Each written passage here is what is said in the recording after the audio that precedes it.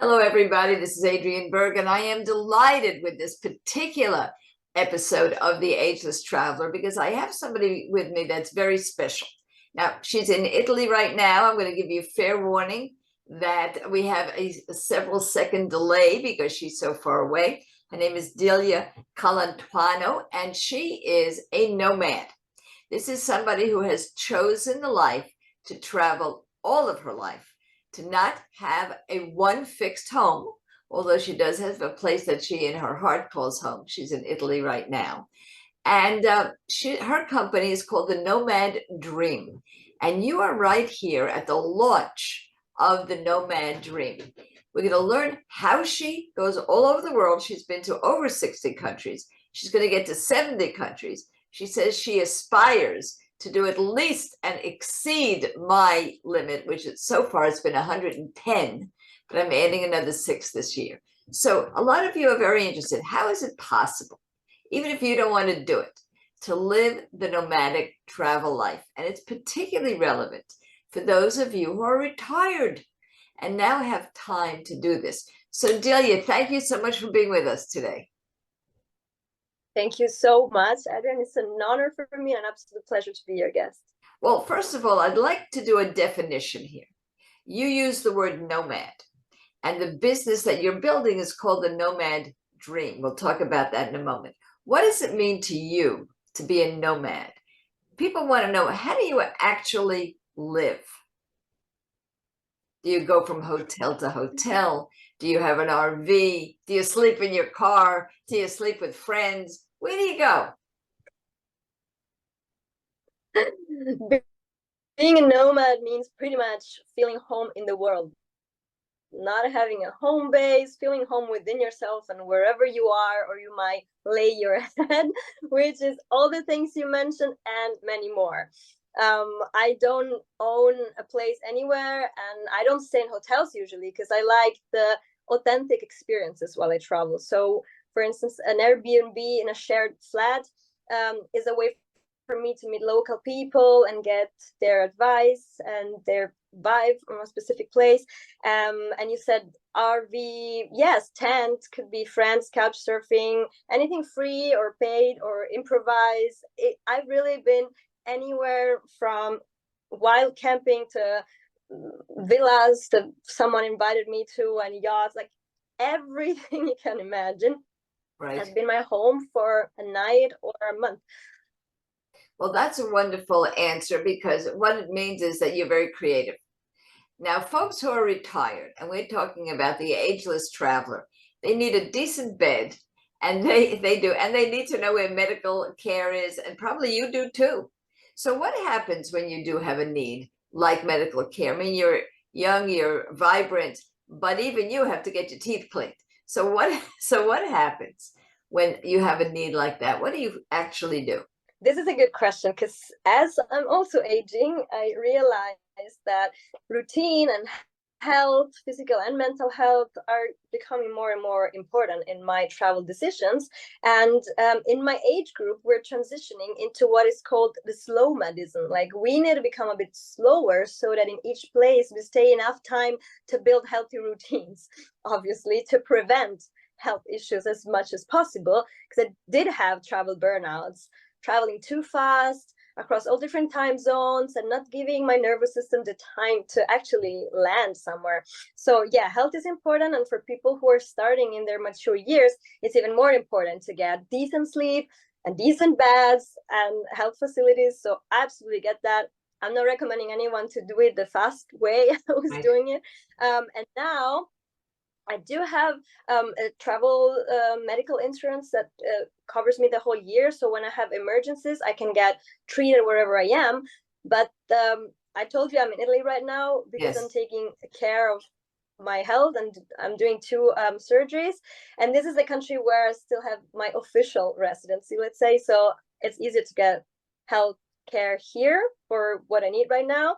But it depends. I know people who have chronic issues and need to travel with specific medicines or prescriptions. So it depends, but definitely it is possible because the basic is available everywhere. But we tend to be scared of how can it be in another country, and maybe it's even better than at home. I mean, in the US, with all these crazy expenses that we know from Yes. Europe, Yes.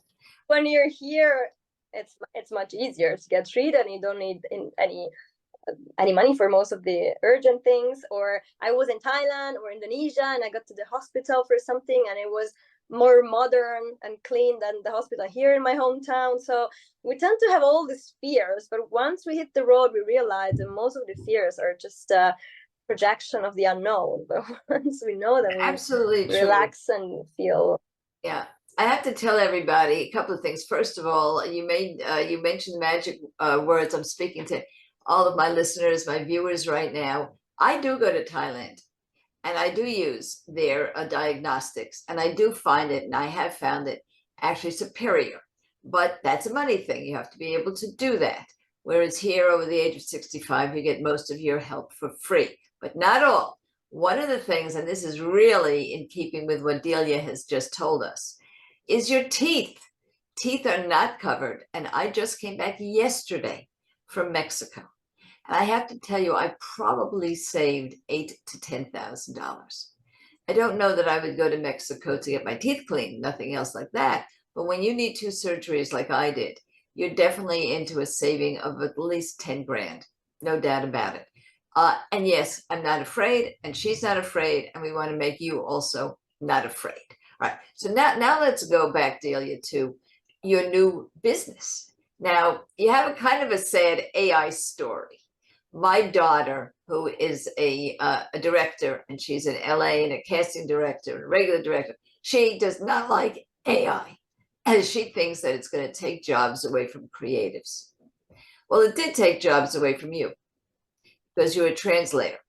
And now, because of AI, which was you were doing great nomadically, going all over the world and working remotely, because of AI, you are spinning on a pin, being very creative, and starting the Nomadream.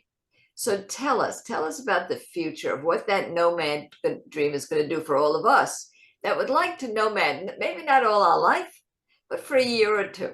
You said it right. What we can change, we need to use to our advantage. For 8 years, I used online working as my source of income, and I'm a specialized medical translator. So I had a lot of projects, and I could just open my laptop and make money wherever I was translating these medical documents. And in the last couple of years, I saw a drop in the volume of projects that I was getting from my clients, because obviously each company started using AI to process a higher volume of projects automatically, and they needed me less and less. But instead of being upset by it, I saw, right, you keep going. As it's the beginning of a new phase of my life. I've done that for over 10 years, and now maybe I can use other skills to reinvent myself with something that I've been learning and living and embodying for the last 10 years, which is traveling, solo traveling, nomadism and minimalism and all these cultural experiences. So I decided this year to completely take a break from translations and start using all this knowledge and this creativity that I've stored inside to create the Nomadream. And I called it the Nomadream because most people look at me and tell me, oh, you have a dream life. Oh, this is a dream life. Not everyone is willing to give up to all their comforts and home and familiar spaces to live this dream life. Yes. But what I want to do is to help them live the nomad dream, at least for some time. So I want to help people who don't have my same knowledge about traveling to travel as best at their best when they do it. I'm not telling everyone you should become a nomad, but I'm telling everyone use the experience of nomads to make the most out of your trips when you travel, no matter how long it is. And this is why in this project there's so much happening. I'm creating a podcast, digital products, online courses. I already do coaching and consulting. So different ways, because people learn in different ways. Someone likes to read, someone to listen, someone to work one. So I want to use all the forms of expressions that are available, also thanks to technologies that we have, to help people not only travel more, but travel better and travel more sustainably, regarding their health, mindset, body, all this, and also the cultures that they're visiting and the planet, because in all of this we're being hosted by a planet.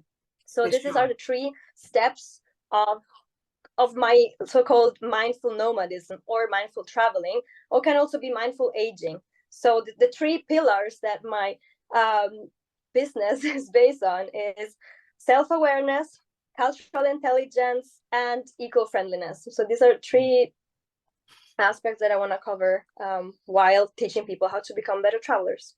So, one of the things that is a big trend, they call the golden gap year.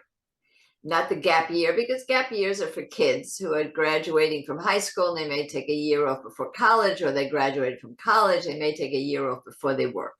So that's the normal gap year. But the golden gap year comes before you retire. Most of the people who do that are in their 40s and 50s, because they can take some time in their early 40s or early 50s and then go back to work. So they're going away as a nomad many times for a whole year. Once you're retired, like most of my constituents, let's say, they can go away 2 and 3 years. In fact, very popular now is the ships that go all around the world, or you can even live on them all your life or for 7 years. So if somebody came to you in their 40s now and said, you know what, I want to be a nomad for a year, what would you ask them to help them arrange that year for themselves? Thank you for this question. This is something I'm actually working on with people who reach out to me. The first question that I ask them is, what is your passion? Because we can build your perfect year based on what you're really pursuing. What is that you really feel happy doing? Because that's the ultimate goal of your time off, to live to the fullest. So if someone tells me I'm a hiker, I love being in the mountains, I love being in nature, I'm going to think about these type of destinations and countries, and then we see all other elements that are important. How far you want to travel, you prefer driving instead of flying, like everything will become an itinerary, and then we're going to go deeper into the planning, and then there's going to be practical questions. But the first thing is, not every kind of trip is the best for everyone. So I am a diver, and like free diver, scuba diver, and all of that. Most of my trips evolve around the ocean. Someone else likes completely different things, and so I'm not suggesting my own same itineraries to everyone. It's beautiful to customize, to personalize, because the world offers so much variety. So it First is question wonderful. would be, what is It is wonderful, and it is wonderful to have somebody to talk to, like yourself, who's been almost everywhere, or at least half of everywhere, and really knows where to send you. I'm going to give you guys, I'll take a look at you and say it's a little different when you're older, not only because of the health issues, that sort of things, but there's something better when you're older, and that is you definitely want to leave a legacy. So while you're younger, you may have postponed all your travel. When you're older, you may have been to a whole lot of places and you're wondering, where should I go? So I always tell my listeners, I'm not a coach the way Delia is, to ask themselves 3 questions. What do I love to do? That's number 1. Number 2, who would it help? Who would I love to do help? For example, Delia is a diver, she just told us. Well, we have somebody, Eileen Silver, who helps diving companies make sure that older adults are safe if what their love is to dive, right? So what do I love? Who will it help? And then the third one is, you go to Delia and say, where should I go? The minute you know those first two answers, what do I love to do and who would it help? It's very easy to put together a nomadic life that really pays off. So now let's go, Delia. This is going to be a silly question to you, but it's not a silly question to me and most of the people my age. I don't know if you can see my background here, but that's a real background. There's hundreds of pictures on that wall. And in my closet where I usually record, there's even more stuff from all over the world. That's just what you don't do. You don't shop. You don't carry all this stuff with you. How do you do that? How do you go look and see something? Oh my goodness, I got to have that. I'll never be in Tunisia again. I got to buy that and just walk away. How do you have that self-discipline? This question makes me suffer a little bit, but then again, I turned a weakness into a strength. Yeah. I saw in minimalism the key to freedom. So by traveling with hand luggage only and not buying things, I have to steal them with my eyes. So instead of going shopping somewhere, I shop for experiences, for flavors, and most of all for human connections, human interaction. So I might not have a huge carpet or hammock that I bought somewhere because I don't even know where to bring it to, but I have friends all over the world, and that's much more valuable to me. I like the smallest things that I can buy as a souvenir. I do it, of course, but I just travel with a super small, like two small hand luggage pieces, and that gives me the freedom to not having to queue at the airport or airlines losing my stuff or having to pay for extra luggage or not being able to carry it. And I traveled for 4 or 5 months, consecutive months, just with that small luggage, and that gives me extreme flexibility. And instead of buying items, because nowadays you can still find ways to ship things or order things, I just don't go for the material, I go for the experiences. And also the money that I spend on traveling, it's all for the authentic experiences. So what I see with my eyes diving around the world is some emotion that no object that I could buy could ever bring me. So this is my that's beautiful. That's beautiful. I'm going to try to cultivate that fat chance, but I'm going to try. And I have a personal question for you. I'm going away for 3 months, and I also want to have very little luggage. But my problem is that I'm going to several climates. In the same trip, I'll be in Cannes on the Mediterranean, and I'll be in Greenland. That's my problem with the packing.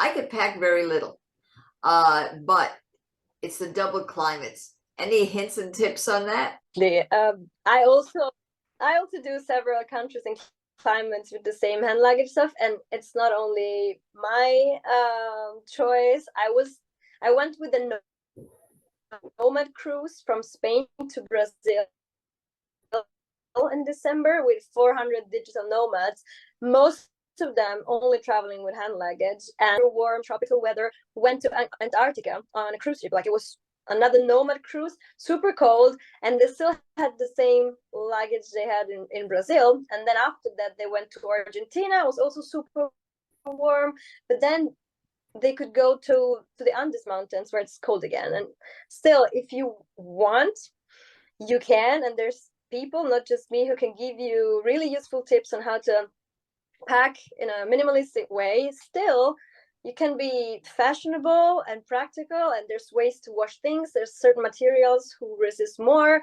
to sweat or stain. There is so much nowadays. And on the podcast that I was featured in, the Maverick Show, yes, Matt Bowles told me that a woman built a 7-figure company exactly on this, on helping people how to travel light. So this is what I'm saying, transforming your experience into your strength, your wealth. Well, probably Maria Kondo. I'm going to be following her wherever she goes. And I am going to make sure that you guys know what I pack, because it really is a fabulous trip. And I'll be going to, I don't know, at least 10 countries, 6 of which will be new to me. And they're all different climates. So yeah, it's going to be a lot of fun though. But let me finish with this one with you. And that is relationships. In a couple of days, I will be putting up on my podcast, folks, one of my idols, which is Ashton Applewhite. And she's an advocate with regard to aging and anti-ageism. And she said to me when I recorded that podcast, it used to be health and money that she thought was the most important things to age well. But she changed her mind. It is now relationships. Now, this is what you're talking about, Delia. You're talking about collecting relationships. So you say you meet people all over the world. how do you stay in touch? Do you use simply WhatsApp or Instagram? Is it all technology? Do you ever actually see them again? How do you keep those real relationships going? First of all, thank you for talking about this. Even the Blue Zones, the show about the longest living people in the world. Blue Zones. Yeah, they say how important it is to have meaningful connections as you age. That is the number one factor helping your happiness and your health. So I absolutely realized that very early in life how important it is to have deep and meaningful friendships all over the world. And it's not a contradiction being a nomad, because I was criticized sometimes that my friendships might not be as deep and real as people who live somewhere and meet their group of friends all the time. It's not true.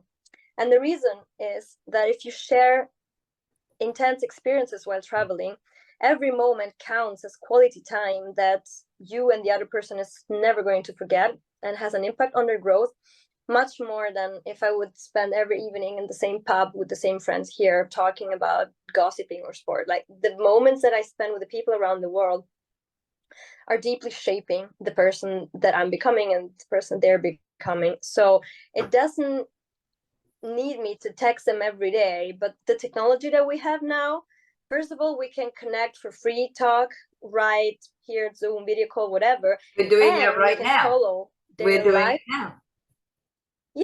Yeah, right now.